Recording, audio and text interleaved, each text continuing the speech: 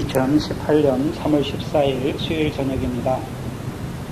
이 시간 우리 각자에게 주시는 하나님 말씀은 사무엘상 10장 17절로 27절 말씀입니다.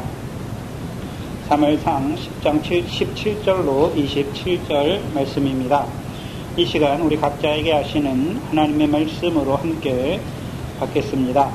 사무엘이 백성을 미스바로 불러 여호와 앞에 모으고 이스라엘 자손에게 이르되 이스라엘의 하나님 여호와께서 이같이 말씀하시기를 내가 이스라엘을 애굽에서 인도하여 내고 너희를 애굽인의 손과 너희를 압제하는 모든 나라의 손에서 건져 내었느니라 하셨거늘 너희가 너희를 모든 재난과 고통 중에서 친히 구원하여 내신 너희 하나님을 오늘날 버리고 이르기를 우리 위에 왕을 세우라 하도다. 그런즉 이제 너희 지파대로 1000명씩 여호와 앞에 나아오라 하고 이 사무엘이 이에 이스라엘 모든 지파를 가까이 오게 하였더니 베냐민 지파가 뽑혔고 베냐민 지파를 그 가족대로 가까이 오게 하였더니 마드리의 가족이 뽑혔고 그 중에서 기스의 아들 사울이 뽑혔으나 그를 찾아도 만나지 못한지라.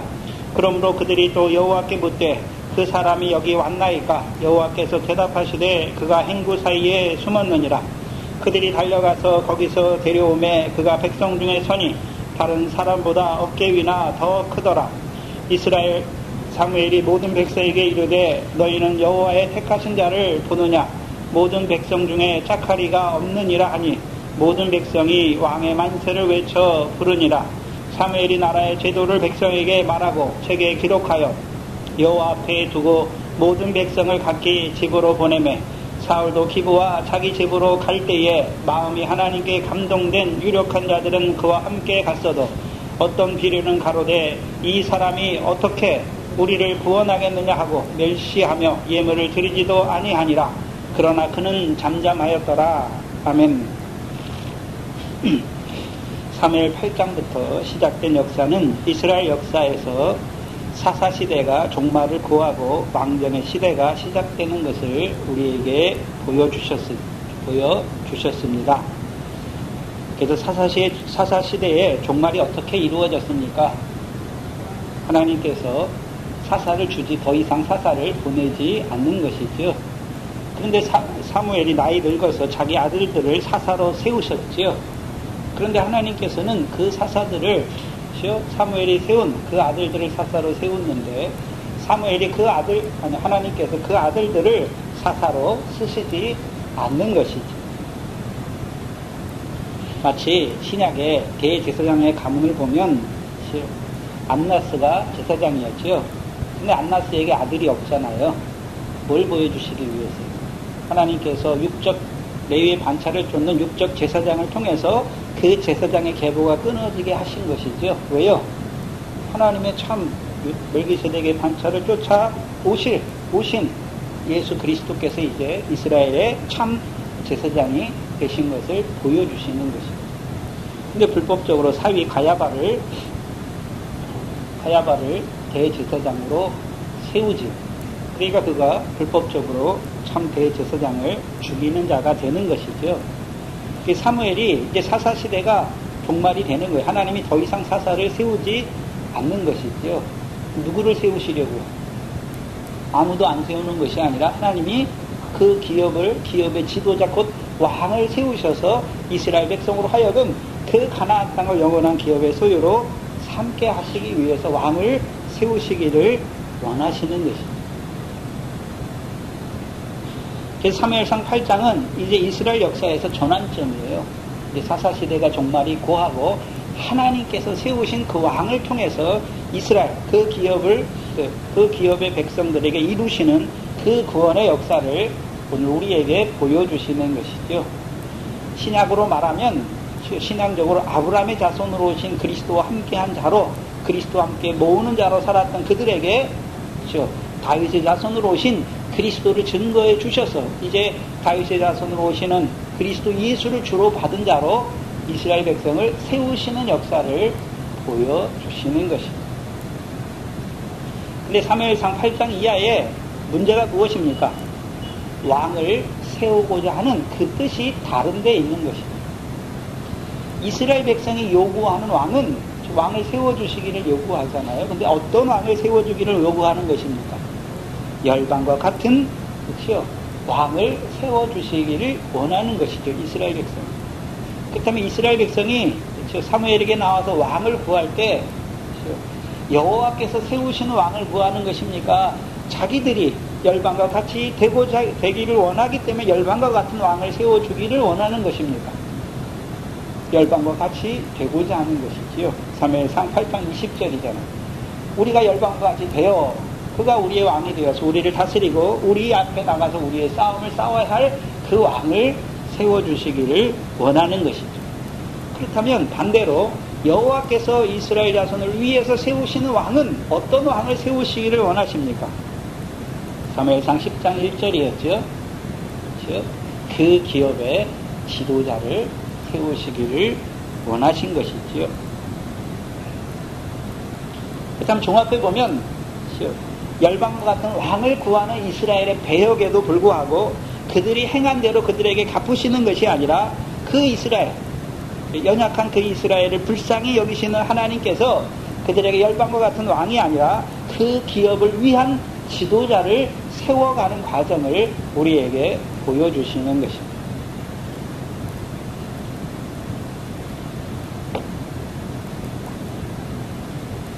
그래서 사무엘을 통해서 사울에게 기름을 부어 그 기업의 지도자로 세우시고 그 사울에게 세 가지 징조를 베풀어 주신 것입니다.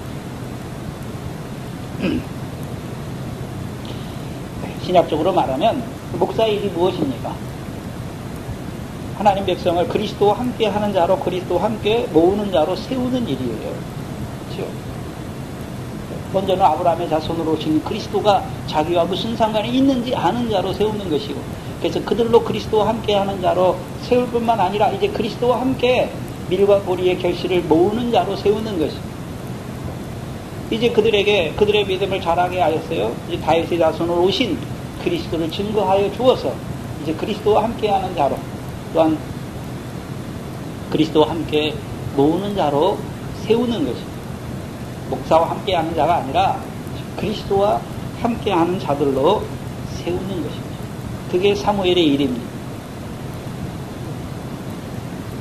그래서 그 사무엘을 통해서 사울을 위해서가 아니라 그 기업의 백성을 위해서 사울을 기름 부어 왕으로 세우신 것입니다. 그리고 그 사울에게 세 가지 징조를 베풀어 주는 것이죠. 그래서 기름을 부어 이스라엘 그 기업의 지도자로 세울 그에게 세 가지 징조를 응하게 하셨죠. 하나님께서. 응하게 하신 목적이 무엇입니까? 비록 사울은 그 징조의 뜻을, 신령한 뜻을 깨닫지 못했잖아요. 근데 하나님께서 그 징조를 보게 하신 이유가 무엇입니까? 첫 번째 징조죠. 첫 번째 징조를 통해서는 베냐민 경계 셀사에 있는 라헬의 묘실 곁에서 두 사람을 만나게 하신 그 징조를 응하게 하신 목적이 무엇입니까? 시편 132편과 같이 다윗과 같이 야곱의 전능자의 성막을 찾는 자로 살게 하시기. 그래서 야곱의 전능자의 성막이 어디 있었습니까? 베들레헴 에브라다에 있는 것을 보여주셨잖아요.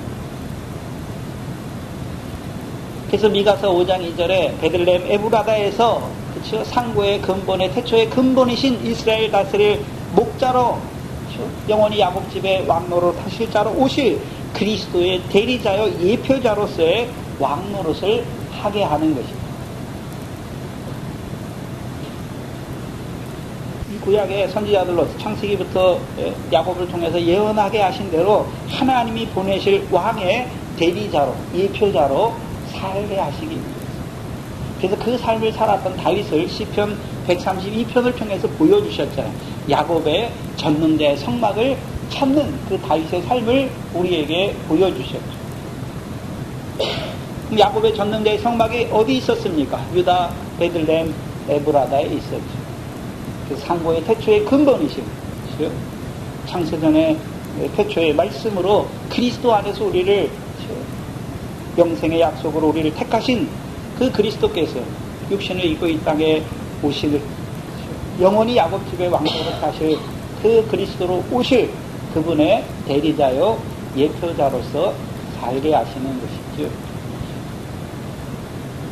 두 번째 징조는 무엇이었습니까?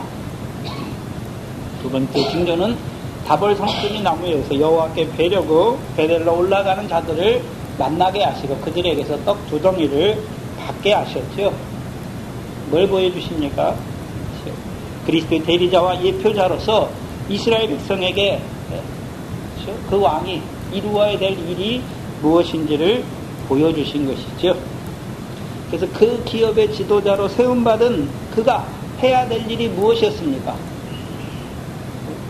베델, 다볼 상수리 나무에서 베델로 올라가는 자들, 곧 전능한 하나님 앞에 행하여 온전한 자로 살아가기를 원하는 자들을 이제 하나님 앞에 온전한 자로, 전능한 하나님 앞에 행하여 온전한 자로 세우는 그 일이 왕의 일인 것을 보여주시는 것입니다. 그것이 그 기업의 지도자로 세움받은 자가 해야 할 일인 것입니다. 세 번째 징조를 통해서는요, 하나님의 산에 갔더니 뭐가 있었습니까? 블레셋 사람의 수비대가 있는 것을 보여주셨죠. 그러면 그 기업의 백성들, 곧 온전한 이스라엘 백성, 베델에 올라간 백성임에도 불구하고 온전한 자로 살아가지 못하는 이스라엘 백성의 문제점이 무엇입니까? 블레셋이죠. 대적 블레셋이 있는 것을 보게 하시죠. 그걸 보게 하시는 거잖아요. 그럼 하나님이 세우시는 왕, 특별히 여호와의 신이 크게 임하게 하셨죠. 임하게 하신 목적이 무엇이었습니까? 2가지였죠. 예언하게 하실 뿐만 아니라 삼손과 같이 여호와의 신이 크게 임하게 하셔서 기회를 따라 행하게 하셔서 이스라엘 백성으로 전능한 하나님 앞에 행하여 온전치 못하게 하는 그 블레셋과 싸워서 이기게 하시려고 여호와의 신으로 크게 임하게 하신 것입니다. 근데 문제는 그 징조가 실제로 사울에게 임했지만 그 징조를 깨닫지 못하니까 사울은 어떤 자가 되는 것입니까? 기회를 따라 행하지 못하는 자가 되는 것입니다. 지난 시간에 한 절을 빼뜨렸는데요. 사무엘상 10장 8절이죠.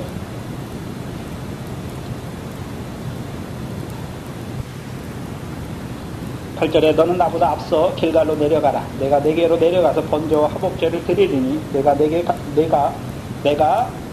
가서 너의 행할 것을 가르칠 때까지 7일을 기다리라 말씀하셨습니다. 근데 봐야 하는 것은 이 8절의 역사는 이루어지지 않아요. 그렇죠? 성경에 기록된 것도 기록되지 않았을 뿐만 아니라 이게 일어나지 않는단 말이죠. 왜요? 7절의 역사가 있어야 되는데, 있어야 8절의 역사가 이루어지는데, 여호와 신이 크게 임해서 이 사울이 기회를 따라 행해야 되는데 행하지 못하는 자가 되니까 8절의 역사는 이루어지지 않는단 말이죠. 8절의 역사가 무엇입니까? 그렇다면 만약에 거꾸로 생각해서 만약에 사울이 여호와의 신이 크게 임해서 기회를 따라 행하여 이스라엘을 온전한 자로 세우지 못하게 하는 그 블레셋과 싸워서 이겼다면 이제 8절의 역사가 이루어지는 거예요. 그래서 8절의 역사가 무엇입니까? 너는 나보다 앞서 어디로 가라고 말합니까? 길갈로 가라 라고 말씀하십니다. 길갈은 어디서 나옵니까? 사무엘상 11장 14절 15절에 나오죠. 사무엘상 11장 14절 15절입니다.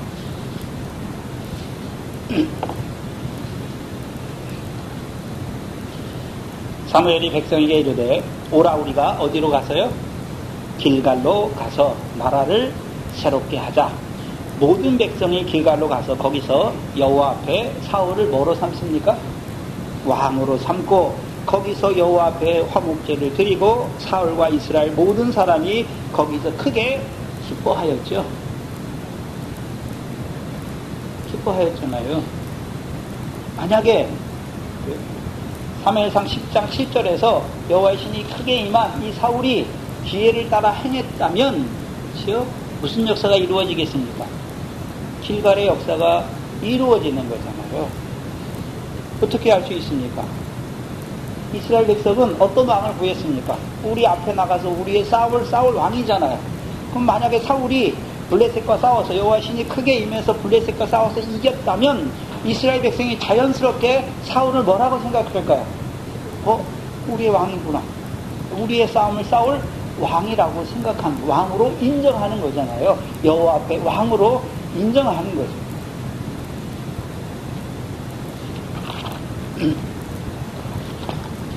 사무엘상 11장 14절 15절을 보시면 이미 10장 하반절에 보면 미스바에서 제비 뽑아서 사무엘을 왕으로 세워요. 그렇죠? 24절에 보면 모든 백성이 왕의 만세를 외쳐 불러요. 그러나 실질적으로 백성이 사울을 자기들의 왕으로 정말 인정한 때는 언제입니까? 나하스와의 싸움을 거치는 거예요. 그래서 11장 1절로 11절까지가 암몬 사람 나하스와의 싸움이잖아요. 그렇죠? 그래서 이 싸움에서 여호와께서 사울에게 여호와의 신으로 크게 감동해서 이기게 하셔요. 이기게 하니까 이제 이스라엘 백성이 길갈로 가서 사울을 자기들의 뭐로 인정하는 것입니까? 왕으로 인정하는 것입니다. 그렇죠? 그렇다면 이제 이스라엘 백성이 뭘 봤습니까? 사울이 우리의 싸움을 싸울 왕으로 여호와께서 택하셨구나. 자기들의 왕으로 인정하는 거예요.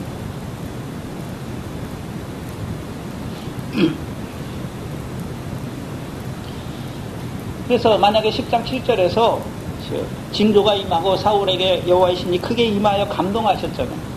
그래서 기회를 따가 그가 하나님이 살에 있는 블레셋 사람의 그 수비대와 싸워서 이겼더라면 이스라엘 백성이 당연히 누구를요?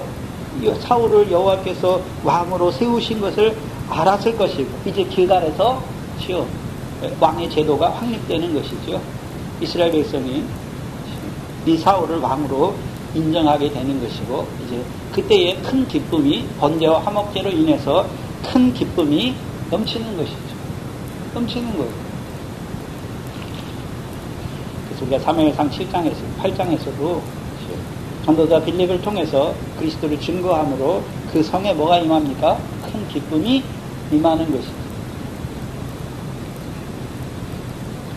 사무엘상 10장 8절을 보시면 길갈로 내려가서 보면 내려가라 내가 내게로 내려가서 번제와 화목제를 드리리니 내가 내게 가서 너의 행할 것을 가르칠 때까지 7일을 기다리라 말씀하죠. 사무엘의 역사에서 제일 문제가 뭡니까? 사울이 기다리지 못하는 것, 결국 기다리지 못하는 것이죠. 하나님께서 다윗을 17세의 소년일 때 다윗을 기름을 부어 왕으로 세우잖아요. 근데 그가 실제 왕이 될 때는 언제입니까? 그가 실제 왕이 될 때는 언제입니까? 13년의 연단이 필요한 것이잖아요. 연단의 과정을 통해서 그를 왕으로 세우시는 것입니다. 아야 하는 것은 길갈로 내려가서 누가 먼저 내려가는 것입니까? 사울이 먼저 내려가는 거예요. 사울이 길갈에 내려갈 때는 백성에게 왕으로 인정받은 자로서 내려가는 것이고 이제 사무엘이 내려가는 거 왜 내려가는 것입니까? 번제와 화목제를 드리기 위해서. 근데 누구를 위한 번제와 화목제였을까요? 사울을 위한 번제와 화목제를 드리는 것입니다. 그리고 이제 그에게 가르치는 거예요. 그가 어떻게 행해야 되는지를 가르치는 거예요. 그럼 하나님께서 제사의 양식 중에 번제와 화목제를 드리게 하셨잖아요. 그래서 레위기에 보면 번제가 나오죠. 번제는 다 태워드리는 제사예요. 그래서 구약에 양으로 드리고 소로 드리는 그 번제가 그것을 번제로 형식적인 번제고 신약의 번제물이 누굽니까? 예수 그리스도죠. 예수 그리스도를 번제라고 말할 때에는 자기의 뜻대로 하는 것입니까? 자기를 보내신 하나님의 뜻과 그의 일을 온전히 이룬다는 의미에서의 번제예요. 하나님의 소유된 백성이라는 것입니다. 누구의 뜻이 이루어지는 것입니까? 하나님의 뜻이 이루어진다는 의미에서 번제예요. 그럼 하나님의 뜻이 무엇이었습니까? 죽는 거예요. 죽는 거예요. 백성을 거룩함을, 하나님의 백성으로 거룩함을 얻게 하시기 위해서 번제물로 단번에 십자가에서 죽으시는 것이죠. 화목제물은 무엇입니까? 그 번제물로 말미암아 죄인인 하나님의 백성이 하나님과 어떻게 되는 것입니까? 화목되는 거예요. 그래서 구약의 제사는 번제도 예수 그리스도고 화목제도 누굽니까? 예수 그리스도예요. 그러니까 속건제물도 누굽니까? 예수 그리스도잖아요. 우리의 죄를 속하는 것을 보여주시는 것입니다. 그렇다면 사울을 위해서 이 사무엘이 번제를 드리는데 어떤 사울이었습니까? 그를 기름을 부어 기업의 지도자로 세운 사울이잖아요. 또한 그에게 여호와의 신이 크게 임하게 하셔서 그를 기업의 지도자로 세운 그 뜻을 이룬 사울에게 기름을 붓는 거예요. 그럼 만약에 사울이 여호와의 신이 크게 임해서 블레셋과 싸워서 이겼다면 백성 앞에서 그를 위해서 번제를 드리잖아요. 그럼 번제를 드린다는 것은 그럼 너를 이제 이스라엘 기업의 지도자로 세우신 이유가 무엇입니까?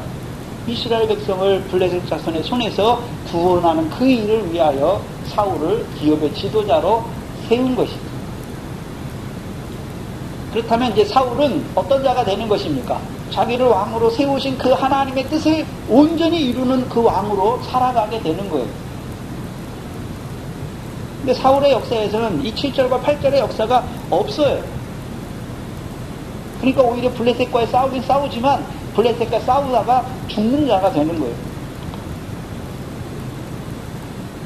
두 번째, 화목제를 드리는 이유가 무엇입니까? 그 왕의 일을 통하여 이스라엘 백성으로 하여금 대적의 손에서 구원하여서 하나님과 화목한 자들로 세우는 것입니다.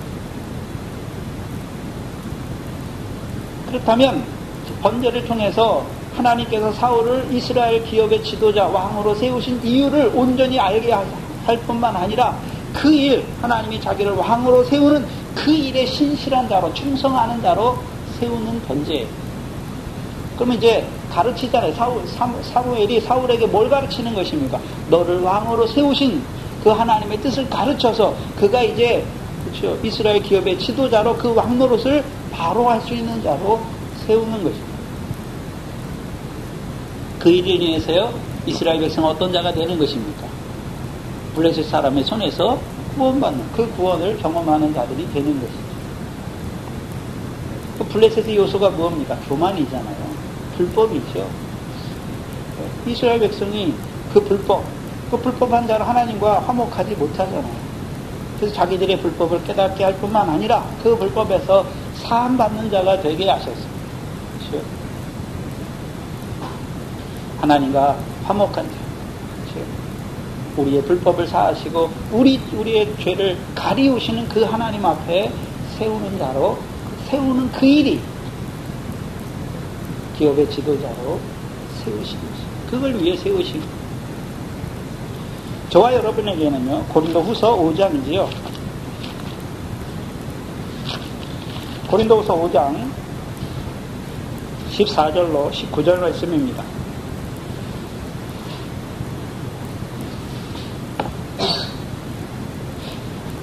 고린도후서 4장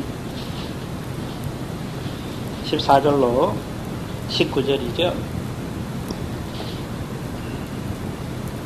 14절에 보시면 그리스도의 사랑이 우리를 강권하시는도다. 우리가 생각건대 한 사람이 모든 사람을 대신하여 죽었은즉 모든 사람이 죽은 것이라. 저가 모든 사람을 대신하여 죽으심은 산 자들로 하여금 다시는 저희 자신을 위하여 살지 않고 오직 저희를 대신하여 죽었다가 다시 사신 자를 위하여 살게 하려 함이니라. 그럼 그리스도의 사랑이 우리를 강권하신 이유가 무엇입니까?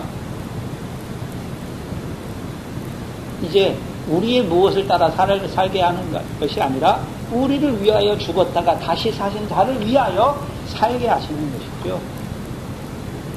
그게 우리를 위한 본제예요. 17절에 그리스도 안에서 새로운 피조물이 되게 하신 것이죠. 그리고 18절 19절을 보면 모든 것이 하나님께로 났으니 저가 그리스도로 말미암아 우리를 자기와 화목하게 하시고 또 우리에게 화목해 하는 직책을 주셨으니 이는 하나님께서 그리스도 안에 계시사 세상을 자기와 화목하게 하시며 저희의 죄를 저희에게 돌리지 아니하시고 화목해 하는 말씀을 우리에게 부탁하셨다라고 말씀하십니다. 그래서 그리스도의 사랑이 우리를 강권하여서 이제 우리가 그리스도 안에 새로운 피조물로 살아가는 거예요. 전에는 나를 위해 살았는데 이제는요, 나를 위해 죽었다가 다시 사신 자를 위해 살아가게 하는 것이죠. 할 뿐만 아니라 우리에게 이제 무엇을 맡기셨습니까? 화목의 말씀을 맡기신 것이죠. 그럼 우리만 하나님과 화목한 것입니까? 이제 하나님의 백성들을 하나님과 화목한 자들로 세우는 것입니까? 그게 한마디로 뭔가요? 사랑하는 것이죠. 사랑하는 거죠. 죄를 용서해 주는 것이죠. 그럼 죄를 우리가 용서해 주고 우리가 사해 주는 것입니까? 아니잖아요. 우리가 그 사람을 위해서 피 흘린 게 아니잖아요. 그렇죠? 화목제물이신 그리스도께 인도하는 것이죠. 구약에서는 번제와 화목제가 이스라엘 백성이 드리잖아요. 그럼 우리도 오늘 무슨 제사를 드리는 것입니까? 번제와 화목제를 드리는 자가 됩니다. 그리스도의 사랑이 우리를 강권하신 이유가 무엇입니까? 이제 각 사람이 자기 행위대로 살게 할, 자기 속에는 옳은 대로 살게 하는 자가 아니라 이제 그리스도의 사랑이 우리를 강권하게 하여 주셨어요. 그렇죠? 이제 우리를 위해, 우리 자신을 위해 사는 것이 아니라 육체와 함께 정과 없이는 다 못 박히게 하셔서 이제 성령으로 살고 성령으로만 행하는 자가 되게 하시는 것입니다. 그리고 그 삶을 통해서 이루시는 역사가 뭡니까?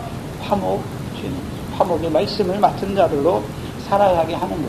그게 왕노릇이에요. 그래서 사무엘이 길갈에서 그 사울을 위하여 번제와 화목제로 드리는 그것이 여기 있는 거예요.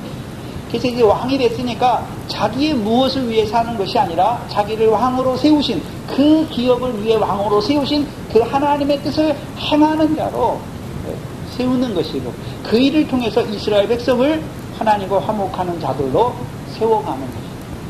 그게 왕의 일이에요.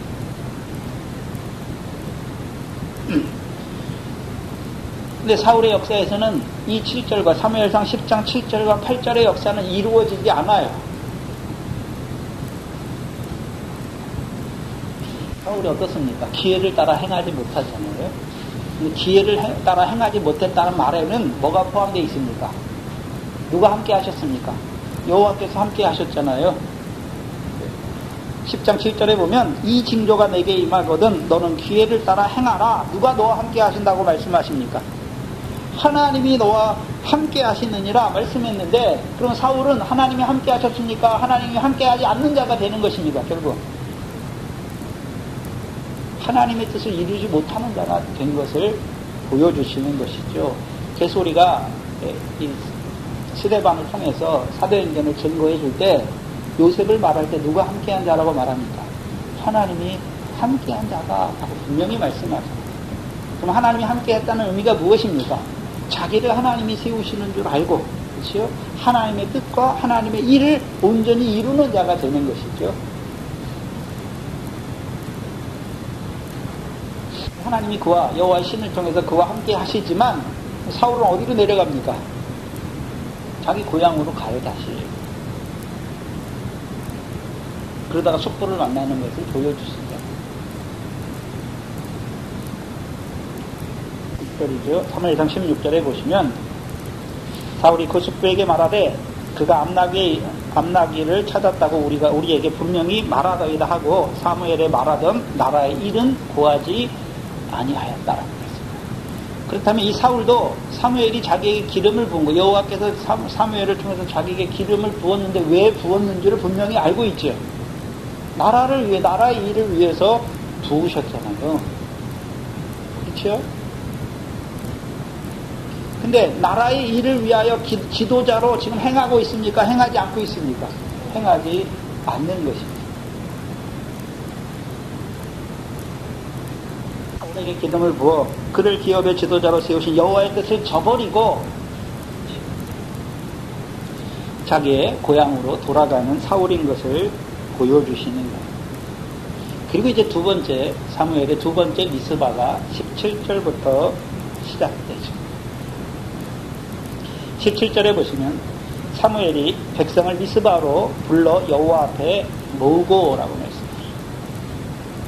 그 사무엘상 우리가 7장의 미스바를 봤지요. 그렇죠? 사무엘상 7장의 미스바. 망대죠, 망대. 그렇죠? 여호와께서 이스라엘 백성에게 이루실 일을 보여주시는 거예요. 근데 이루실 일은 판결, 여호와께서 심판의 의미가 들어가 있지요. 그래서 사무엘상 7장의 미스바는 어떤 미스바였습니까? 자기 손에 이방 신상을 버리고 여호와만 섬기기를 원하는 자들을 미스바로 모은 것이었죠. 그러니까 미스바에서 그 이스라엘 백성이 뭐 하는 자가 되는 것입니까? 여호와 앞에 무릎을 꿇고 자기의 죄를 자백하잖아요. 자백하니까 여호와께서 그들의 죄를 자백하는 자들에게 그들의 죄를 어떻게 하시는 것입니까? 사하시는 것이죠. 그리고 이제 그들에게 사무엘을 통해서 블레셋 자손의 손에서 구원할 것을 보여주시는 것입니다. 그래서 이 미스바는 우리가 창세기부터 나와 여호와께서 감찰하시잖아요. 여호와께서 감찰하시죠. 판결하신다는 것이죠.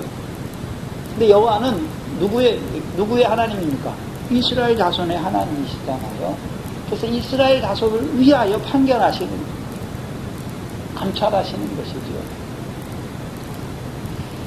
근데 사무엘상 10장의 두 번째 미스바는 여기서 이제 하나님께서 그들에게 판결을 이루어줘요. 그들이 구한 왕을 그들에게 세워주시는 것이죠. 여기 두 번째 미스바에서 사울을 제비 뽑아 왕으로, 사울을 통해서 사무엘상 10장 1절에 사울에게 기름을 부을 때는 사울의 사람들도 멀리 가게 하고 누구에게만, 사무엘이 사울에게만 은밀히 기름을 부어요. 근데 이 미스바, 사무엘상 10장 17절 이하의 미스바에는 은밀히 행합니까? 공개적으로 이스라엘 모든 백성들 앞에서 공개적으로 사울을 왕으로 제비 뽑는 것을 보여주시는 것입니다. 사울을 공개적으로 제비 뽑아 이스라엘의 왕으로 세우는 것을 보여주시는 거예요.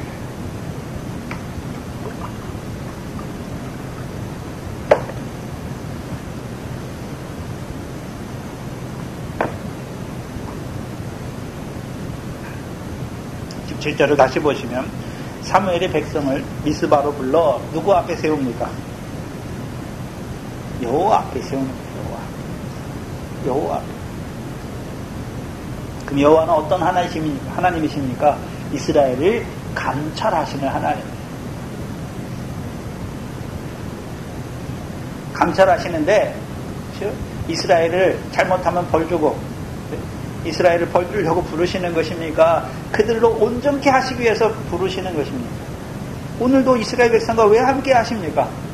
그들로 하여금 그 영원한 기업을 있게 하시기 위해서 부르시잖아요. 함께 하시죠. 근데 그 여호와를 보지 못하는 거죠. 이스라엘 백성은 자꾸 그 여호와를 벗어나려고 그러고 자기 고집대로 하려고 하는 백성인 것을 보여주시죠. 18절 19절에 보시면 여호와 앞에 선 이스라엘 백성이 어떤 자들인 것을 사무엘을 통해서 딱 보여주세요. 18절에 이스라엘 자손에게 이르되 이스라엘 하나님 여호와께서 이같이 말씀하시기를, 사무엘의 말이 아니죠. 여호와께서 너희에 대해서 말씀하시는 것이죠. 내가 이스라엘을 애굽에서 인도하여 내고 너희를 애굽인의 손과 너희를 압제하는 모든 나라의 손에서 건져 내었느니라 하셨거늘 너희가 너희를 모든 재난과 고통 중에서 친히 구원하여 내신 너희 하나님을 오늘날 버리고 이르기를 우리 위에 왕을 세우라 하도다. 이스라엘 백성이 어떤 자들입니까?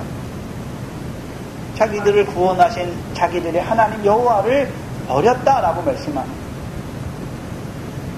그럼 미스바에 모인 이스라엘 백성이 어떤 자들입니까? 여호와를 버린 자들, 자기들을 구원하신 여호와를 버리고 우리를 위해 왕을 세우라 하는 이스라엘 백성인 것을 보여주시고, 근데 봐야 되는 것은 이 10장의 미스바에서 이스라엘 백성 너희가 어떤 자인 걸 보여주잖아요. 근데 자기 죄를 자백하는 자가 하나도 없어요. 하나도 없어요.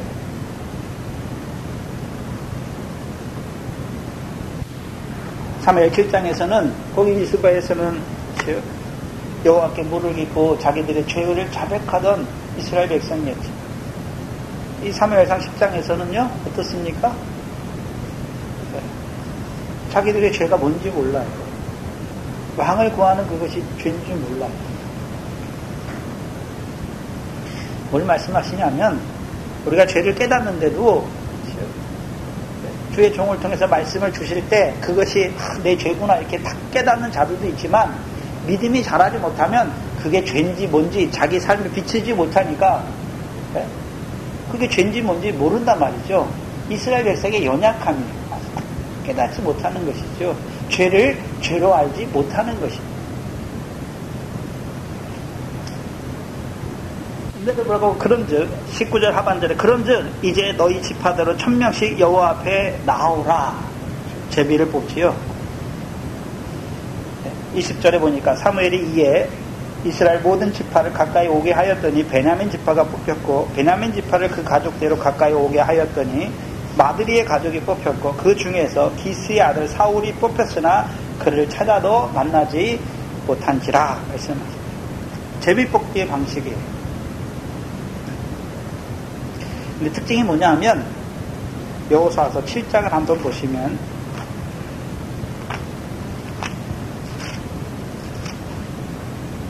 여호수아 7장에 제비 뽑는 거하고 똑같이 제비를 뽑아요.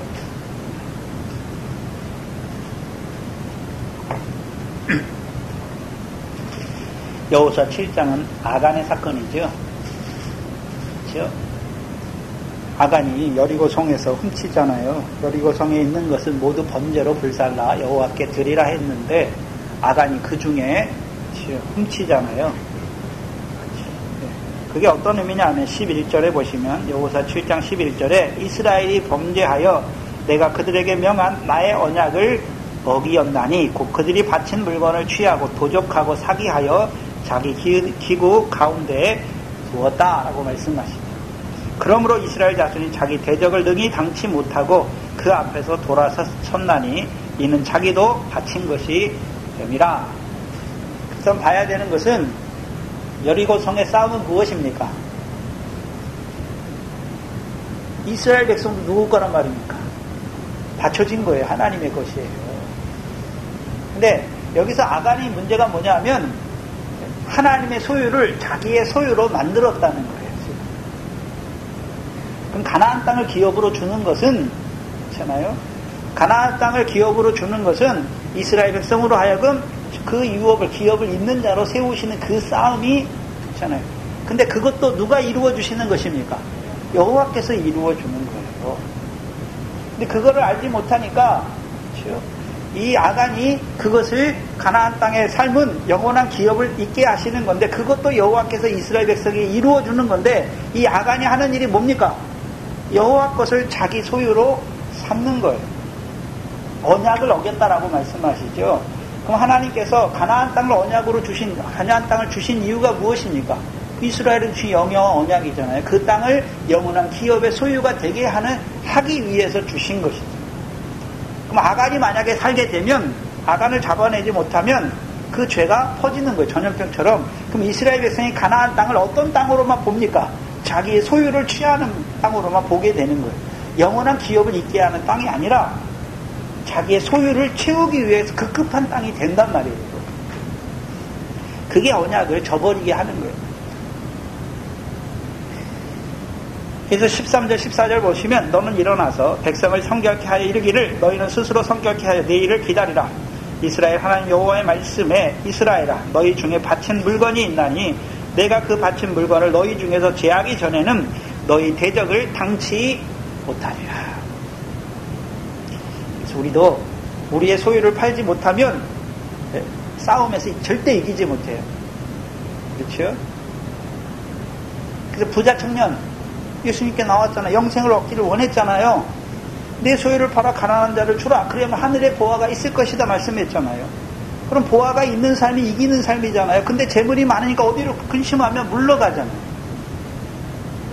그럼 결국 하나님 나라에 들어가지 못하고 하나님 나라에 대해서 죽은 자로 살아가는 백성의 모습을 보여주시는 거죠. 14절에 아침에 너희는 너희 지파대로 가까이 나아오라. 누구에게 나오는 것입니까? 여호와께죠. 여호와께 뽑히는 지파는 그 족속대로 가까이 나올 것이요. 여호와께 뽑히는 족속은 그 가족대로 가까이 나올 것이요. 여호와께 뽑히는 가족은 각 남자대로 가까이 나올 것이며 바친 물건을 가진 자로 뽑힌 자를 불사르되 그와 그 모든 소유를 그리하다. 이는 여호와의 언약을 어기고 이스라엘 가운데 망령되기를 행하였음이라 하셨다 하라. 그래서 죄인을 색출하는 방법으로 제비뽑기를 하시죠. 물론 이스라엘 백성이 가나안 땅에 들어가서 그 기업을 얻을 때도 제비를 뽑아서 얻어요. 그렇죠? 근데 그 기업의 땅을 얻게 하실 때의 제비는 한 사람을 지명해서 뽑는 것이 아니잖아요. 근데 여기는 아간을 뽑을 때는 하나님의 언약을 저버린 범죄한 그 사람을 뽑을 때 각 지파대로 나오게 하고 가족대로 나오게 하고 그 다음에 남자대로 나오게 하고 그 중에 한 사람을 뽑는 것이죠. 근데 사울을 뽑을 때 아간을 죄인을 뽑는 것처럼 그렇게 제비를 뽑는단 말이에요.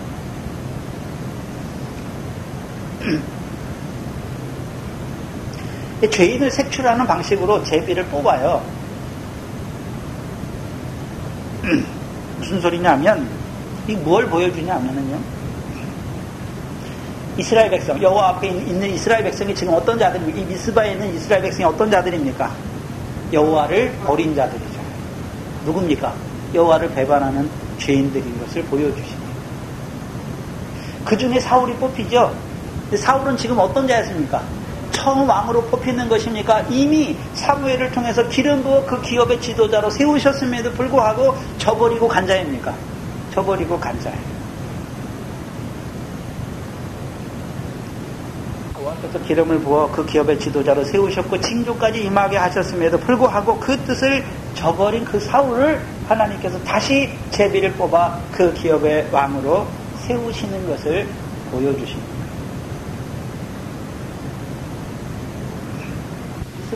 이스라엘 백성은 그들을 모든 재앙과 고통 중에서 구원하여 내신 여호와를 버리고 열방과 같은 왕을 구하는 자들이고 사울은요 여호와께서 기름을 부어 왕으로 세우셨음에도 불구하고 그 여호와의 뜻을 저버린 그 사울을 다시금 제비를 뽑아 왕으로 세우는 거예요. 사울이 없지요. 사울을 찾지 못했지요. 22절에 보면 그러므로 그들이 또 여호와께 묻되 그 사람이 여기 왔나이까? 여호와께서 대답하시되 그가 행구 사이에 숨었느니라 말씀하죠. 그럼 행구 사이에 숨은 이 사울의 심정은 어땠을까요? 괴롭지요. 왜요? 이미 자기에게 기름을 부어 왕으로 세웠는데 그 사무엘을 통해서 지금 말씀을 주시잖아요. 그리고 제비를 뽑잖아요. 누구의 보기에 부끄러웠을까요?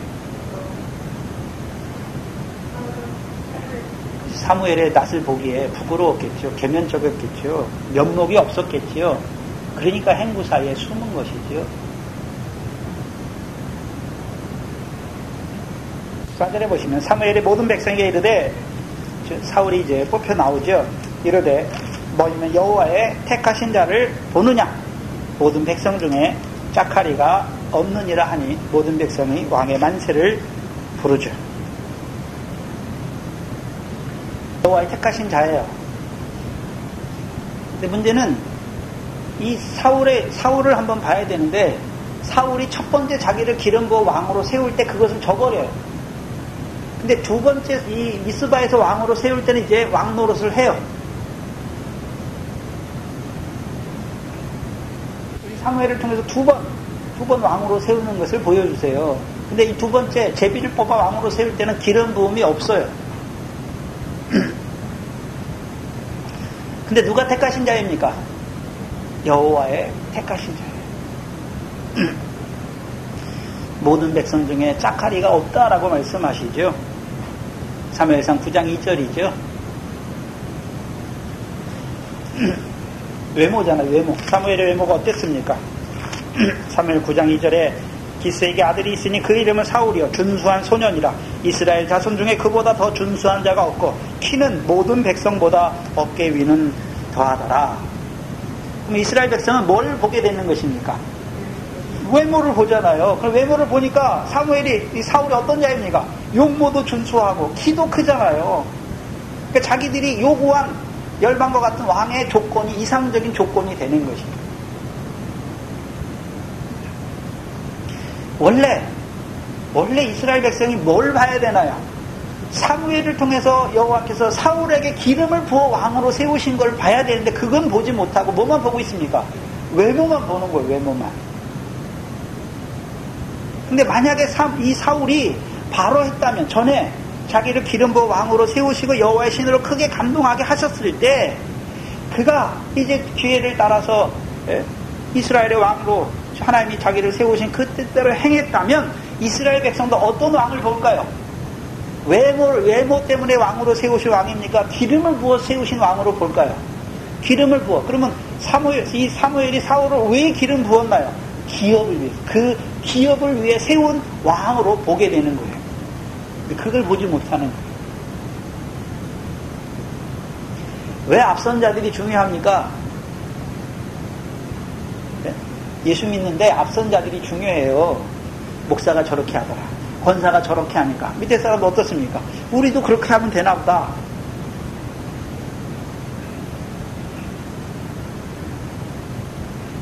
형제를 넘어지게 하는 거예요. 왕이 잘못되면 이스라엘 백성 전체가 다 고생하게 돼 있어요. 근데 결국 이스라엘 백성이 어떤 왕을 봅니까? 기름 부어, 여호와께서 기름 부어 그 기업의 지도자로 세우신 왕을 보지 못하고, 그렇죠? 용모와 신장이 준수한 왕을 보게 되는 거예요, 이스라엘 백성.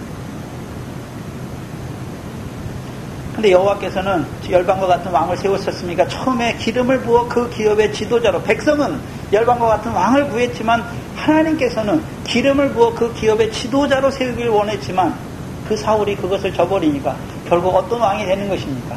열방과 같이 용모가 준수하고 키가 가장 큰 자가 왕이 되는 것. 모든 백성이 왕의 만세를 부르죠. 그럼 이들이 부르는 만세, 왕의 만세를 부르잖아요. 물론 지금 이 미스바에 있는 이스라엘 왕을 구하는 이스라엘 백성들은 믿음이 아예 없는 자들은 아니에요. 믿음이 적은 자들이에요. 그렇죠? 믿음이 적은 자예요. 만약에 믿음이 없었으면 자기들이 의논해가지고 자기들 중에 왕을 세웠을 거예요. 근데 왕을 구할 때도 누구에게 갑니까? 하나님의 선지자에게 가서 왕을 세워달라고 구하는 것이죠. 여호와께서 세워주시기를 구하는 것이죠. 근데 문제가 뭡니까? 하나님께서 그 기업의 지도자가 아니라 자기들이 요구한 열왕과 같은 왕을 구하는 자들이죠. 그러면 왕의 만세를, 미스바에서 여호와께서 택하신 자를 보고 그 용모를 보고 왕의 만세를 부르는 자들, 자기들의 요구대로 하나님께서 왕을 세워주신 것을 보고 왕 만세를 부르는 것입니다. 무슨 소리냐면 그 기업을 위해 여호와께서 기름 부은 왕의 만세를 불러야 되는 거예요, 원래. 그렇죠? 근데 어떤 왕입니까? 용모와 신장이 장대한 열방과 같은 왕을 보고 만세를 부르는 것입니다. 15절 이하에 오시면 사무엘이 나라의 제도를 백성에게 말하고 책에 기록하여 여호와 앞에 두고 모든 백성을 각기 집으로 보냅니다. 나라의 제도죠. 신명기 17장입니다. 신명기서 17장입니다.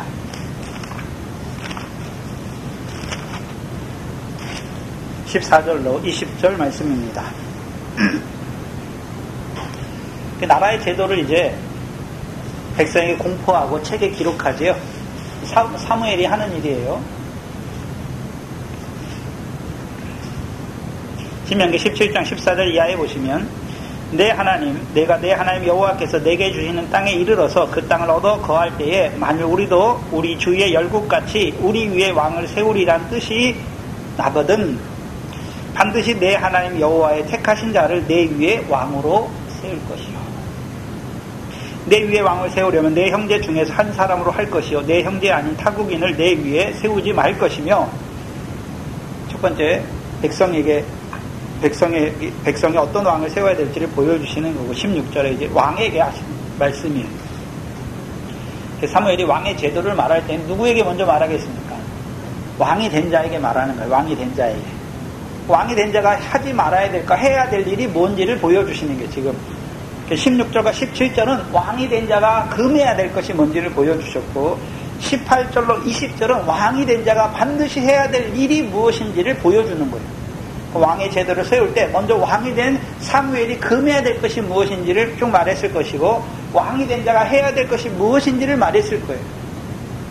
16절에 보시면, 신명기 17장 16절 이하에 보시면, 왕이 된 자는 말을 많이 두지 말 것이요. 말이에요. 싸우는 말이죠. 그래서 이 고대 근동에서 이 당시에서, 자, 지금 군사력, 지금 오늘날 보면 어떤 나라가 강하다라고 말할 때는 군사력이 강하잖아요. 군사력이 강하게, 그렇죠. 우리가 미국을 최강이라고 하는 이유가 무엇입니까? 군사력이 제일 강해요. 그렇죠. 그래서 요즘에는 군사력을 뭘로 따집니까? 핵미사일, 그 다음에 최고의 그런 용역 미사일이나 아니면, 네, 비행기 같은 거 좋은 전투기나 폭격기를 많이 갖고 있는 나라가 강국이잖아요. 이때 사무엘이 살 때는 뭐가 많아야 됩니까? 말이 많아야 되는 거예요. 네? 말이 그 나라의 군사력을 좌지우지하는 거예요. 그런데 여기 보니까 하나님이 세우시는 왕이 해야 되지 첫 번째가 뭐냐면 말을 많이 두지 말라는 거예요. 이상해요. 이상합니까? 하나님이 세우신 하나님 나라의 왕은, 전쟁은 누구에게 속해 있는 것입니까? 여호와께 속한 것을 알라는 거예요. 말을 많이 얻으려고 그 백성을 애굽으로 돌아가게 말 것이요. 이는 여호와께서 너희에게 이르시기를 너희가 그 후에는 그 길로 다시 돌아가지 말 것이라 하였음이며, 아내를 많이 두어서 그 마음이 미혹되게 말 것이며, 은금을 자기를 위하여 많이 쌓지 말 것이다. 그렇죠? 아내를 많이 두지 말라라고 말씀하죠. 아내를 많이 두지 말라는 의미에는 그냥 이스라엘에 있는 아내를 말하는 게 아니에요. 이스라엘에 있는 아내는, 그렇죠, 이스라엘 백성을 미혹하지 않죠. 여호와를 섬기니까. 여기서 아내를 많이 두지 말라는 것은 이 당시 고대 세계에 보면, 있잖아요, 이 나라하고 이 나라하고, 있잖아요, 혼인관계를 하잖아요. 혼인관계 하는 이유가 무엇입니까? 족국이 아니라 혼인관계를 통해서 연합국의 형태를 통해서, 그래서 여호와께서 지키시는 나라가 아니라 혼인을 통해서 이 나라에 연합을 맺어서 이 나라를 의지하는 자들이 돼버리는 것이죠. 그래서 아내를 많이 둔다는 의미는 왕이 그냥 이스라엘 백성 중에 아내를 얻는 것은 문제가 안 돼요. 그래서 아합이 하는 일이 뭡니까? 이세벨을, 다른 나라의 공주를 아내로 솔로몬이 데려오잖아요. 그걸 통해서 평화를 이루려고 하잖아요. 그걸 금하는 거예요. 근데 그들이, 솔로몬이 나이 늙을 때 솔로몬의 마음을 미혹해 하잖아요. 미혹의 역사를 보여줍니다. 두 번째가 아내를 많이 얻지 말라는 거예요. 왜요? 그 마음을 미혹되게 말 것입니다. 미혹하는 아내 있죠? 세 번째가 뭡니까? 은금을 자기를 위하여 많이 쌓지 말라 말씀하십니다. 근데 다윗은 이스라엘 전체 역사에서 은금이 가장 많은 왕이에요. 근데 자기를 위한 은금입니까? 성전을 위한 은금이었습니까? 성전을 위한 은금이죠. 은금을 가지는 자가 아니에요. 그리고 이제 18절 이하에 보시면, 왕위에 오르거든 레위 사람 제사장 앞에 보관한 이 율법서를 등사하여 평생에 자기 옆에 두고 읽어서 그 하나님 여호와를 경외하기를 배우며 이 율법의 모든 말과 이 규례를 지켜 행할 것이야. 이거 왕이 해야 되는 건 무엇입니까? 금해야 되는 건 세 가지를 말씀했고, 행해야 되는 것은 무엇입니까? 이 율법책을 자기 옆에 두고 그 율법책을 읽으면 어떻게 됩니까? 첫 번째 여호와를 경외하게 되는 것이고, 율법의 규례, 모든 말씀과 규례를 지켜 행하는 자가 되는 것입니다. 그럼 왕이 먼저 누구를 경외해야 되는 것입니까? 여호와를 경외하는 것이죠. 그럼 여호와를 경외한다는 의미가 무엇입니까? 율법의 모든 말씀과 규례를 지켜 행하는 자가 되는 것이죠. 구약에 하나님이 율법을 줬는데 두 돌판에 주셨죠. 하나님 사랑하고 이웃을 사랑하는 왕이 되는 것이죠. 20절에 그렇게 하신 이유가 무엇입니까? 그리하면 그의 마음이, 왕으로 세운 자의 마음이 그 형제 위에 교만하지 아니하고 이 명령에서 떠나 좌로나 우로나 치우치지 아니하리니 이스라엘 중에서 그와 그 자손의 왕 위에 있는 날이 장구하리라 말씀하십니다. 여호와 율법책을 읽게 하신 이유가 무엇입니까? 첫 번째요, 율법책을 바로 읽으면 자기가 어떤 자라는 걸 알게 되는 것입니까? 죄인이라는 걸 알게 되는 거예요. 근데 죄인인 자기를 하나님이 누구로 세웠습니까? 왕으로 세웠어요. 그러니까 교만한 자가 되지 않는 것이죠. 교만한 자가 되지 않는 거잖아요. 자기의 죄인과 같은 자기를 하나님이 왕으로 세워서 이스라엘을 다스리게 하셨습니다. 그럼 이 왕은 어떤 왕이 되겠습니까? 하나님이 죄인을 사랑하시는 그 사랑 안에 있으니까 이제 형제를 종으로 만드는 왕이겠습니까? 형제를 사랑하는, 백성을 사랑하는 왕이 되겠습니까? 백성을 사랑하는 왕이 되는 것이죠. 그게 교만치 않는 왕이에요. 이게 왕의 제도를 말할 때 왕에게 먼저 말씀했겠죠. 그리고 이제 그 백성에게는 없을까요? 백성에게도 있어요. 사무엘상 8장이죠. 사무엘상 8장 10절로 18절이죠.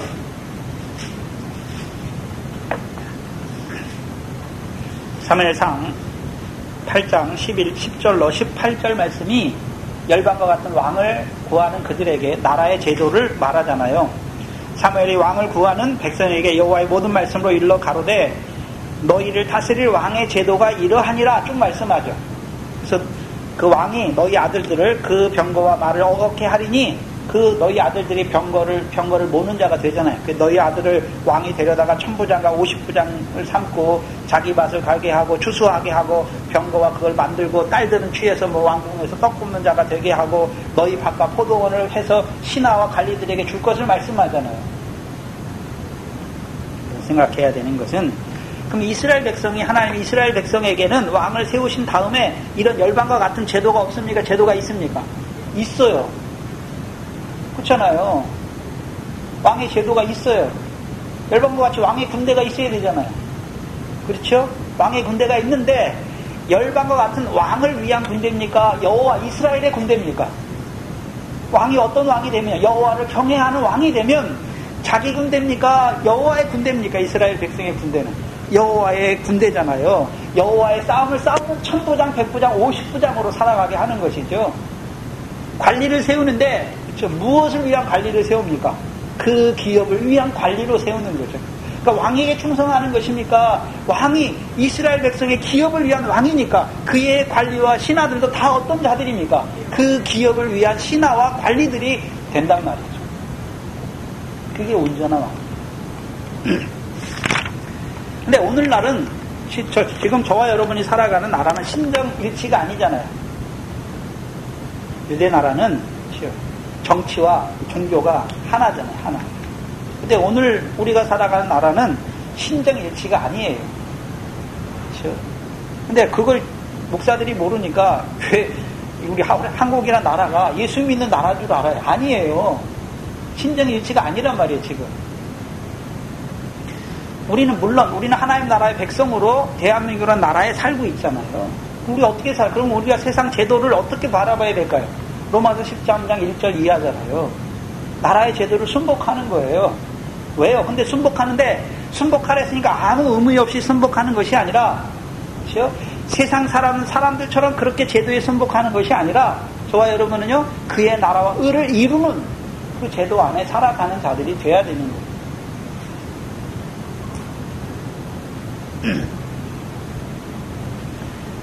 그래서 하나님 나라 백성이잖아요. 저와 여러분이 이 땅에 살아요.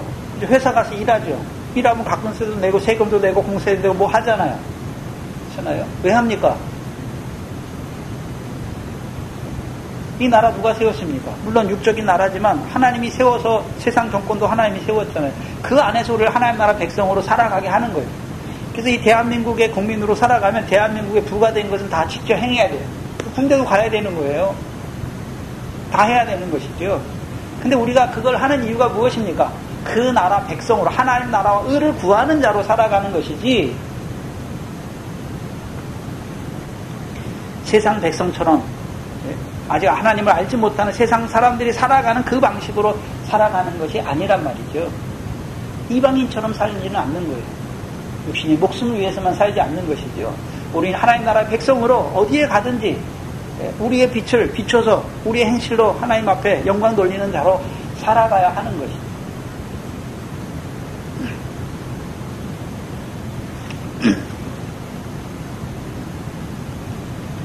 모든 백성을 집으로 보냅니다. 10장 25절, 26절, 27절이죠.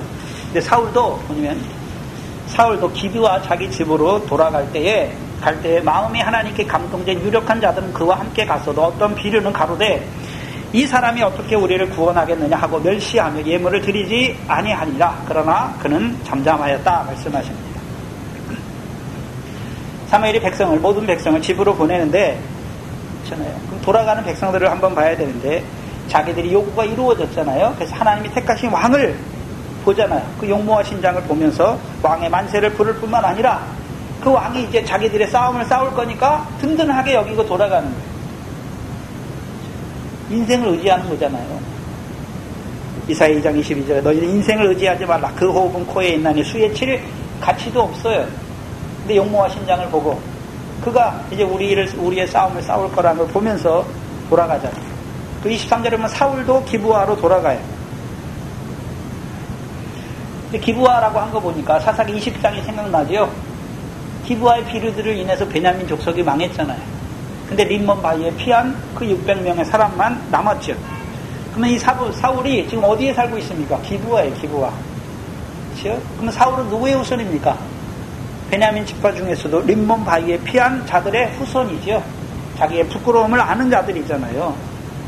그래서 사울이 이제 기브아로 돌아갈 때 자기와 같이 부족한 자를 그렇죠? 이스라엘의 왕으로 세우신 하나님께 감사하면서 돌아가는 거예요.